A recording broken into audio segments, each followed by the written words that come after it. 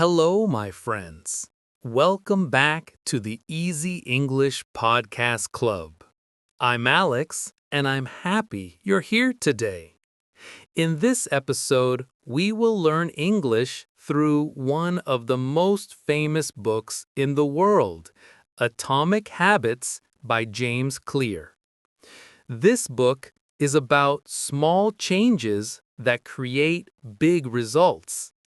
It's not about doing more. It's about doing better, little by little. Today, I will take you chapter by chapter. I will explain everything in slow and simple English so you can understand every word. You will learn new English phrases, and at the same time, you will learn how to build good habits. Habits that can change your life. So sit back, relax, and let's begin. Chapter 1. The Power of Tiny Changes. Tiny means very small. James Clear begins the book with a simple but powerful idea. Small habits can change your whole life. He tells a story about a man who wanted to become healthy again. At first, he didn't run for hours or go to the gym every day. He just started by walking for 5 minutes. That's all. 5 small minutes. But here is the magic. He did it every single day. He didn't stop. 5 minutes became 10 minutes. 10 became 20, and after a few months, he was walking for 1 hour every day. He lost weight, he had more energy, he felt proud of himself. James Clear says, if you get 1% better every day, you will be 37 times better after 1 year. That number sounds small, only 1%. But that's very powerful. Imagine if every day you try to be just a little bit better than yesterday. Read one more page. Smile one more time. Learn one new word in English. After 1 year, these small moments become something huge. Let's think about this in another way. If a plane changes its direction by only 1 degree, at the start, after many hours, it will arrive in a completely different country. A tiny change, a small change in direction, can lead to a completely new destination. Your habits work the same way. The word atomic means very small, like an atom, the smallest piece of matter. But atoms are powerful. When many atoms come together, they create everything in the universe. Mountains, oceans, trees, even us humans. So, an atomic habit is a very small behavior that creates big changes over time if you repeat it. You don't need to be perfect today. You just need to be a little bit better than yesterday. That's enough. Now, let's look at a few real examples. If you start walking for 5 minutes every morning, soon you will want to walk for 10, then 15. After a few months, your body becomes stronger, your mind becomes clearer, and your energy grows. If you drink one more glass of water every day, your skin gets better, your focus improves, and you feel more awake.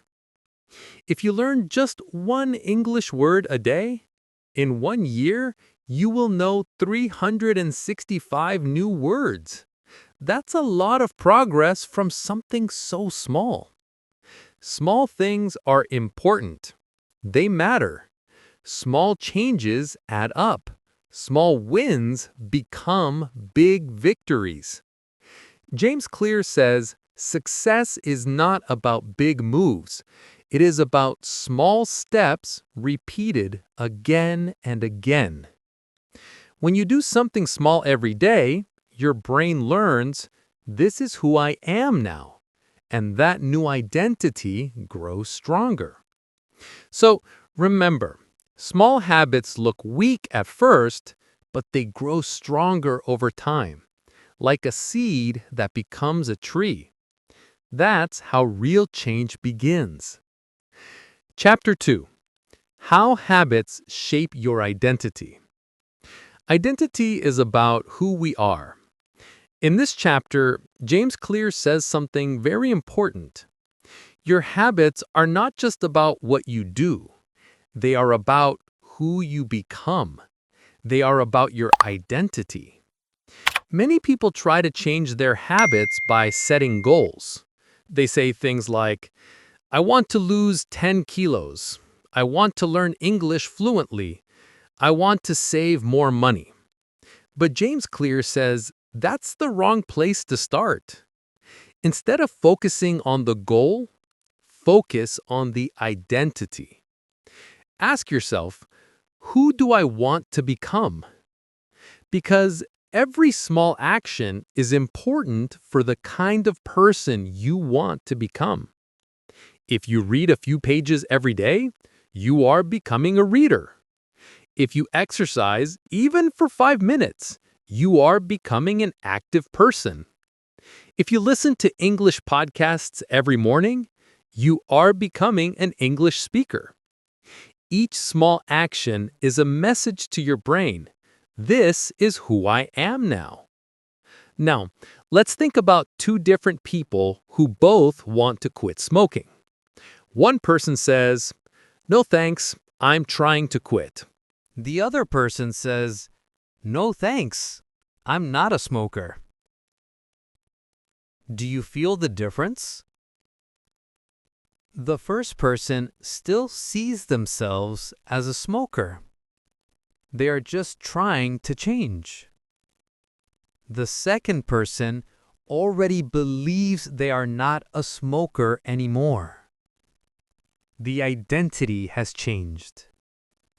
When your identity changes, your habits follow naturally. Now let's take another example. Learning English. If you keep saying, "I'm not good at English," your brain believes it. You will feel shy. You will feel afraid to speak. But if you start saying, "I am learning English every day," or "I am the kind of person who loves learning languages," your brain starts building a new identity. You feel more confident. You feel more open. You feel more motivated.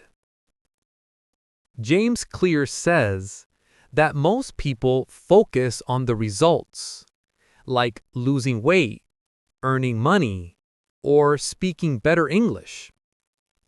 But results are only the surface. They are what we see. James Clear says there are 3 levels of change: changing what you get, changing what you do, and changing what you believe. I say that again. Changing what you get, that's the outcome. Changing what you do, that's the process. And changing what you believe, that's your identity. The first 2 are outside changes. Real change grows from the inside out. From changing what you believe, from changing your identity, to changing what you do and what you get. Now let's make it a little bit more practical. Imagine someone who wants to get fit. If she only says, "I want to lose 5 kilos," she might go to the gym for 1 week and stop. But if she says, "I'm a healthy person who takes care of her body," she will act differently. She will behave differently. She will think, a healthy person eats vegetables. A healthy person goes for a walk. Her identity will guide her actions, not just her goals. The same is true for an English learner. If you say, I want to speak like a native, you might feel pressure. But if you say, I'm the kind of person who learns English every day, you feel calm and motivated. You don't need to be perfect. You just need to live your identity. Chapter 3: How Habits Work. All right, James Clear says that every habit, good or bad, follows the same simple pattern. It has 4 steps. These steps happen in your brain automatically, even when you don't notice them. The first step is cue. That means something tells your brain to start. It gives it a cue. The second one is craving, the strong feeling or desire to do something. The third one is response. That is the action you take. And finally, reward. That's the good feeling you get after doing it. Now, let's look at the 4 steps more closely. Step 1, the cue. A cue is a small signal. It's a signal that starts the habit. It's like a light that says, hey, it's time to do this again. Okay? Cues can be anything. They can be a place, they can be a time, they can be a sound, they can be a person, or even an emotion. For example, you walk into the kitchen and see a cookie on the table. That's a cue. That's a signal. Your brain remembers the taste and says, oh, I want that. Or you hear your phone buzz. That's a cue. That's a signal. It tells you to check your messages.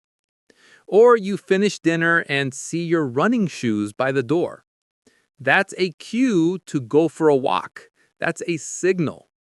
So cues and signals are everywhere. If you know your cues, you can control your habits more easily. The second step is craving. After the cue, after the signal, comes the craving.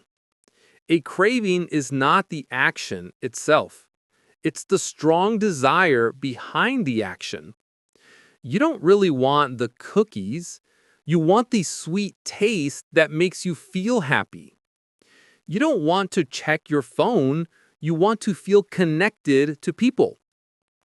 All habits start with a craving, a small promise your brain makes. If you do this, you will feel good. Now, the stronger the craving, the more likely you are to act. If you crave relaxation, you might turn on the TV after work. If you crave progress, you might open your notebook to study English. If you crave attention, you might post a photo online. Cravings are emotional. They come from how you feel, not just what you see. To crave something means to have a very strong feeling of wanting something. Okay, when you want something very much, you actually crave it. Now we move on to the third step, the response. The response is the actual action. That is what you do. You eat the cookie. You check the phone. You go for a run. Sometimes the response is automatic. You don't even think. You just do it. For example, when you sit down and open YouTube without thinking, that's a response. When you open your English book after dinner because it's your routine, that's also a response. Whether or not you act depends on how difficult it is. If the action is easy, you will do it. If it's hard, you probably won't. That's why James Clear says, make good habits easy and bad habits hard. Finally comes the reward, the result you get from your action. The reward satisfies the craving and teaches your brain. It tells your brain, this feels good. Let's do it again next time. For example, you eat the cookie, you feel happy and full. That's a reward. You check your phone, you see a message from a friend. That's a reward. You go for a run, you feel light and strong. That's a reward. Rewards are powerful. When your brain connects the cue, craving, response, and reward, it builds a memory. The memory says, this was good. Let's do it again. Let's repeat it. That's how habits form. Now let's look at one complete example. You wake up in the morning and smell coffee. That's the signal. You crave energy. That's the craving. You pour a cup and drink it. That's the response. Then you feel awake and ready. That's the reward. So your brain learns, coffee makes me feel good in the morning. Next day, when you wake up, your brain looks for the signal again. Without thinking, you go for a coffee. The habit is now automatic. The same system can work for positive habits too. You open your English podcast app. That's the cue. You want to feel proud and learn something new. That's the craving. You listen for 10 minutes. That's the response. You feel happy and motivated. That's the reward. So now your brain says, listening to English makes me feel good, makes me feel proud of myself. Soon you will do it automatically, even without thinking. James Clear says that to change any habit, good or bad, you must understand this loop, this cycle. If you want to start a good habit, you should make the cue, the signal, clear. You should make the craving strong. You should make the response easy, and you should make the reward satisfying. If you want to stop a bad habit, you do the opposite. Make the cue invisible. Invisible means something you cannot see. Make the craving weak. Make the response hard, and make the reward unsatisfying. That's the science behind every habit you have. Your brain learns through repetition and reward. The more often you repeat the cycle, the faster it becomes automatic. After some time, your body and mind just do it, like brushing your teeth, or saying thank you, or checking your messages. That's why changing habits takes time and awareness. But when you understand how the cycle works, you can build any habit you want. Chapter 4. The First Law. Make it obvious. James Clear says the first rule for building better habits is very simple. Make it obvious. That means make your good habits clear and easy to see. Obvious. Our brains are lazy.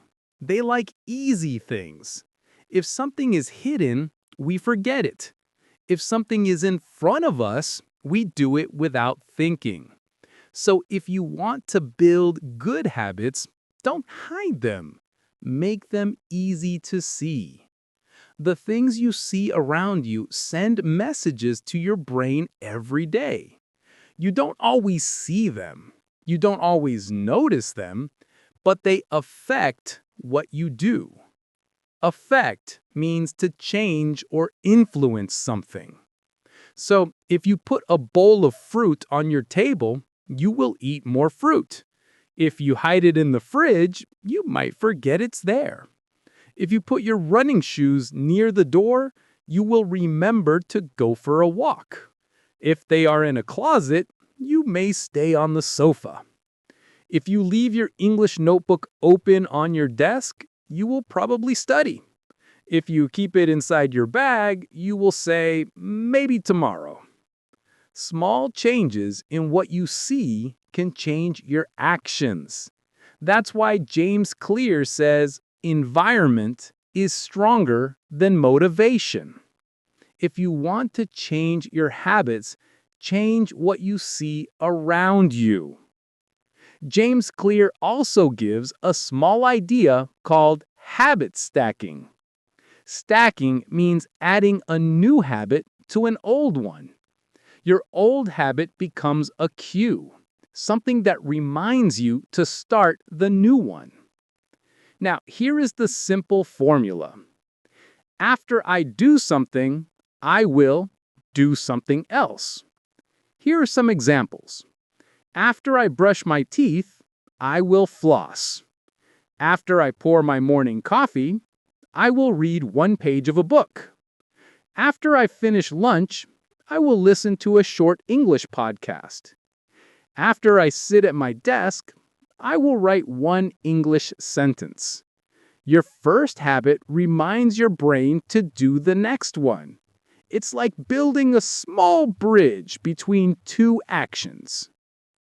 Habit stacking works because you already do the first thing every day: brushing, eating, drinking, sitting. So it's easy to connect it to something new.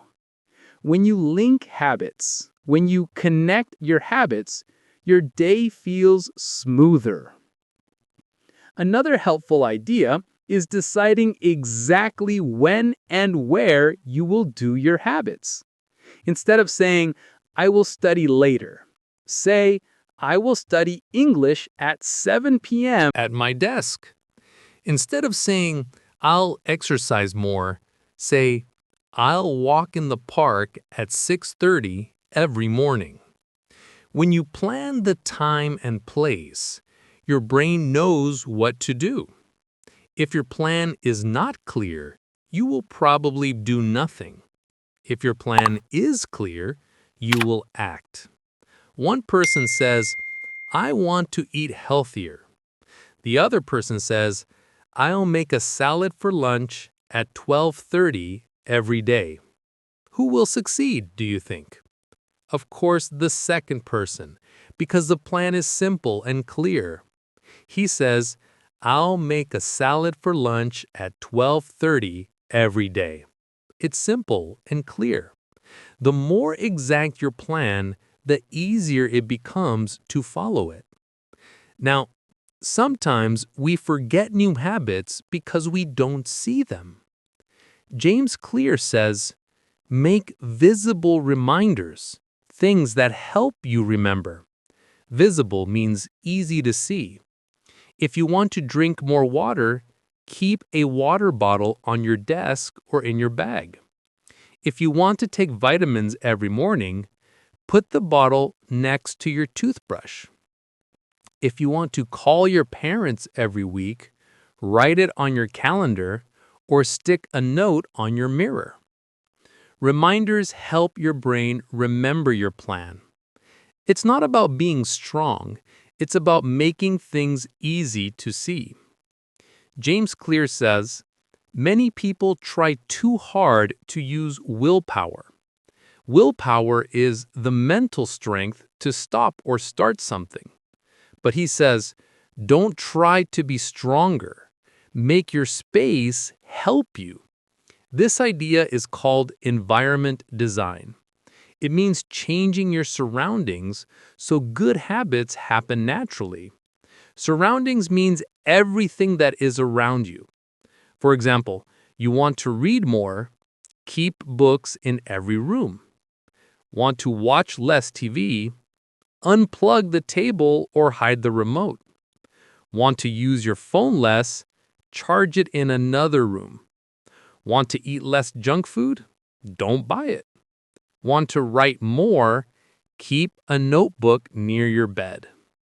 You don't have to fight bad habits, just make them harder to do. And make your good habits easy to start. When your space helps you, you don't need motivation. You will just do it.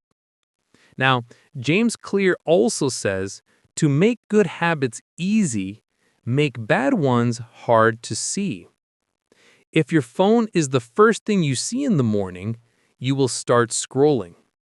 But if you put it in another room, you will stop that habit easily. If you see chips on the table, you will eat them. If you put them in a drawer, you won't. If YouTube or social media distracts you while you work, log out or use an app blocker. When something is invisible, your brain forgets it. Invisible means difficult or impossible to see. So, you don't need to change everything in one day. Start small. One desk, one corner, one room. Make one part of your space clear for your new habit. For example, a quiet desk for studying English, a small mat near your bed for morning stretches, a fruit bowl on your kitchen counter. When your space supports your habit, it feels easy and natural. That's the power of making it obvious, easy to see. It's not about being strong, it's about good design. Make your good habits easy to see. Hide the bad ones. Your eyes guide your brain, and your brain guides your actions. And that's how the first law works. Make it obvious. Chapter 5. The second law. Make it attractive. The second law of building better habits is make it attractive. James Clear says that we repeat things we enjoy. If a habit feels good, we will want to do it again. If it feels boring or painful, we will try to avoid it. So, to build a good habit, we must make it fun. We must make it pleasant. We must make it interesting. That's what makes a habit stick. Your brain always asks one question before doing anything. Will this make me feel good? When the answer is yes, your brain feels excited and sends a chemical called dopamine, the feel-good signal. That's why you enjoy eating chocolate or watching your favorite show. If you can connect that same good feeling to your good habits, they'll become easier to do. Not something you have to do, but something you want to do. If you enjoy learning English through your favorite movies or songs, you will study more naturally. You won't say, I must study. You will say, I can't wait to learn today. That's what making habits attractive means. Chapter 6. The third law. Make it easy. James Clear says that the third rule for building good habits is very simple. Make it easy.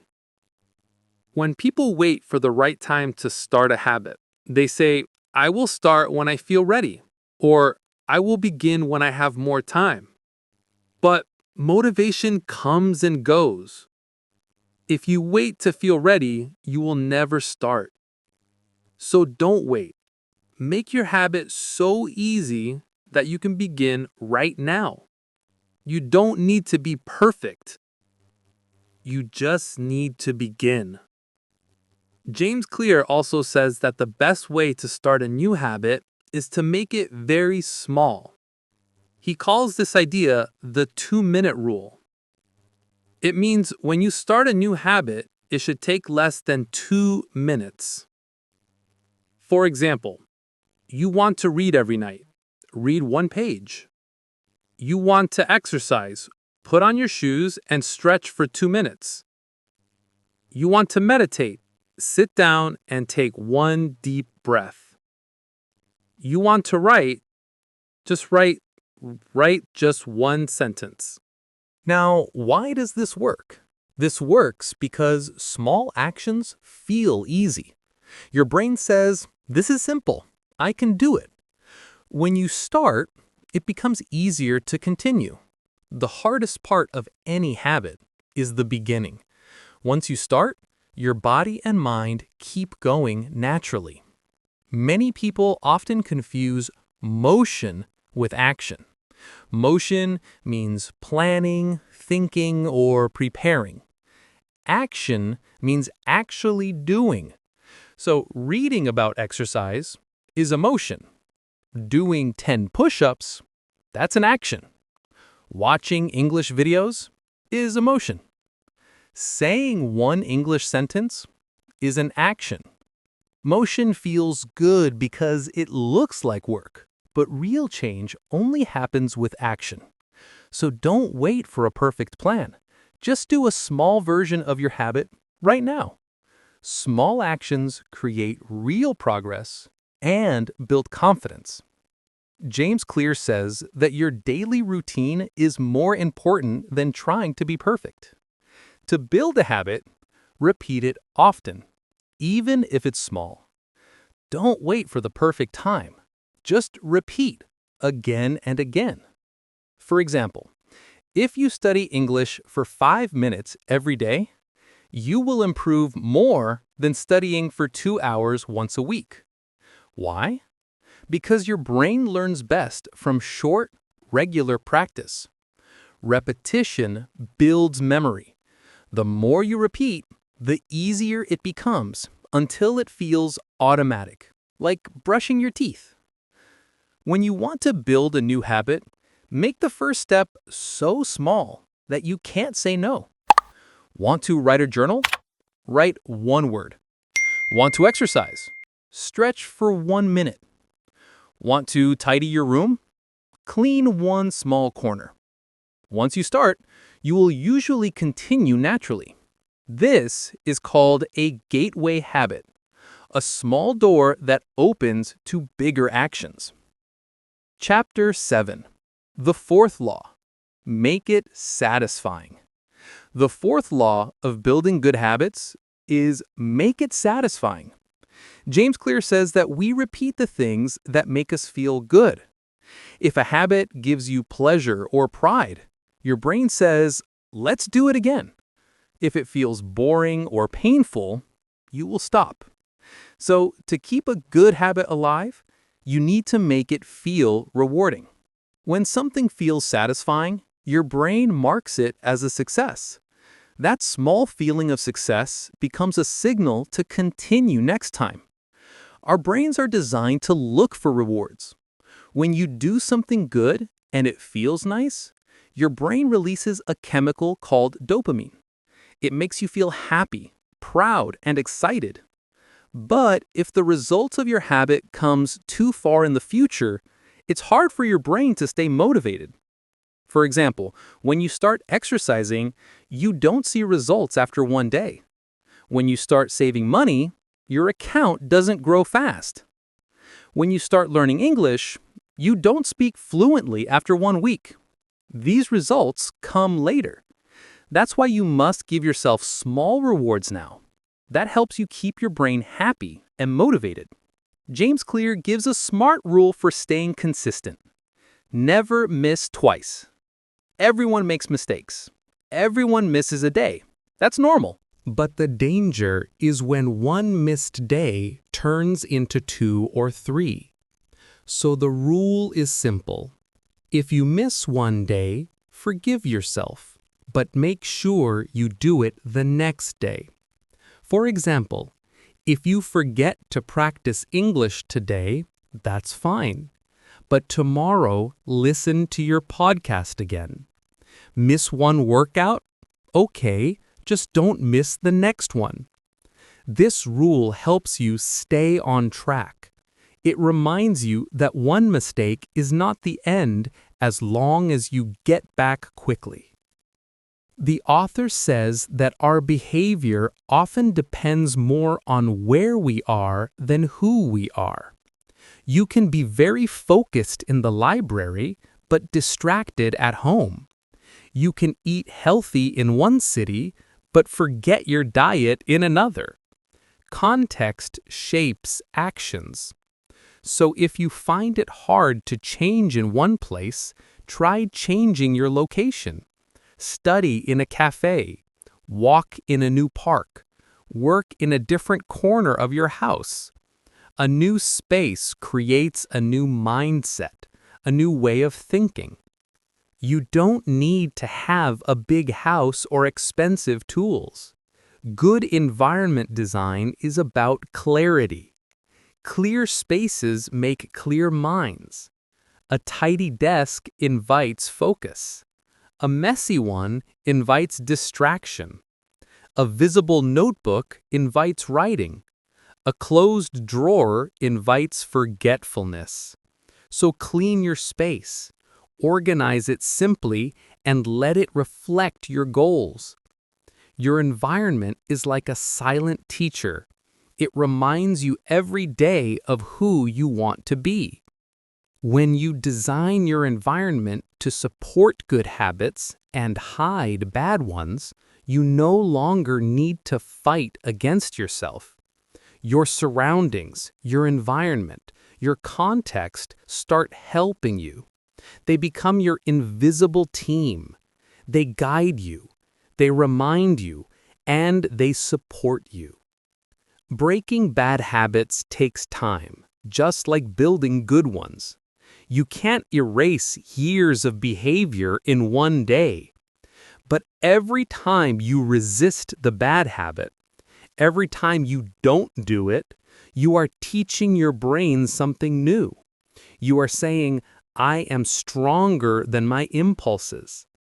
It may feel slow at start, but every small victory adds up. And each time you choose the better action, you become the better version of yourself. That's how James Clear teaches us to break bad habits. Make them invisible, difficult to see, unattractive, difficult to do, and unsatisfying.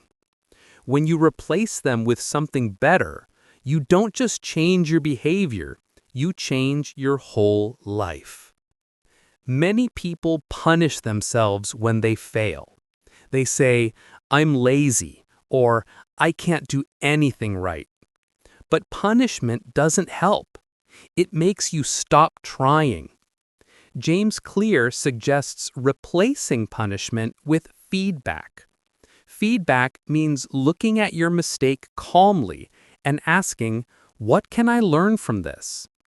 For example, you missed your English practice because you were tired. Okay, maybe you should practice in the morning instead. You forgot your daily walk. Okay, maybe set a reminder or put your shoes where you can see them. Every mistake is a message, not a failure. When you learn from it, you turn failure into fuel. That feeling of improvement, even after mistakes, is deeply satisfying. Okay, and that's the end of today's long journey through Atomic Habits by James Clear. We learned that real change doesn't happen in one day.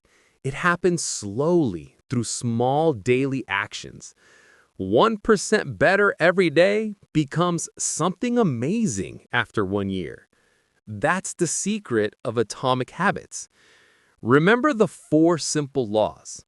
Make it obvious, put good habits where you can see them, make it attractive, make them fun and pleasant, make it easy, start small, very small, and make it satisfying. Reward yourself and enjoy the feeling. If you follow these 4 laws, you can change almost anything in your life. You can learn English faster. You can live healthier. You can become more confident. You can reach any goal one small step at a time. You don't need to be perfect. You don't need to do everything today. You just need to begin, even for 2 minutes. Because when you start, your life begins to move. So here's my small challenge for you. Choose one tiny habit today. It can be listening to this podcast every morning or writing one new English word every night. Do it for 1 week and see how you feel. If it feels good, keep going. You will be surprised how quickly small things grow. Thank you so much for listening to another episode of the Easy English Podcast Club. I'm Alex, and I'm so proud of you for learning, for growing, and for showing up today. Remember, big change starts small. So until next time, keep practicing English, keep speaking, and keep believing in small changes. Bye for now.